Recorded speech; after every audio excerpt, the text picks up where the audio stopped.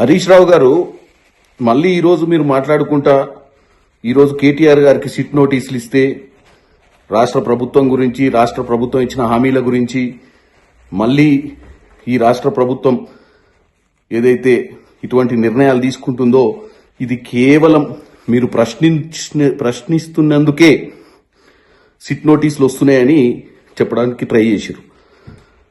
ఇప్పుడే కిషన్ రెడ్డి గారు కూడా ప్రెస్ మీట్ పెట్టారు నైనీ కోల్ బ్లాక్ విషయంలో. మీ హయాంలో కూడా మీరు టెండర్లు పిలిచినప్పుడు ఆగిపోయినాయని ఇవాళ తేట తెల్లం చేసిరు వారు కూడా.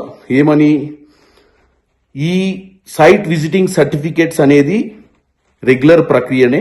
ఈ Naini coal block cap 2 mining విషయంలో కూడా 17 మంది సభ్యులు అప్లికేషన్ పెట్టారు.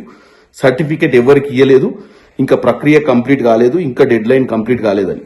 అంటే ఈరోజు మీరు తెలంగాణ ప్రజలకు ఏమైపోయింది, రేవంత్ రెడ్డి గారి బామ్మర్దికి కేటాయిస్తురని, రేవంత్ రెడ్డి బామ్మర్ది ఈ సర్టిఫికెట్లు అనేది కొత్త సిస్టమ్ ని తీసుకొచ్చి చాలా మందిని కట్ చేయాలన్న ప్రయత్నం చేస్తున్నారని చెప్పడానికి ప్రయత్నం చేశారు.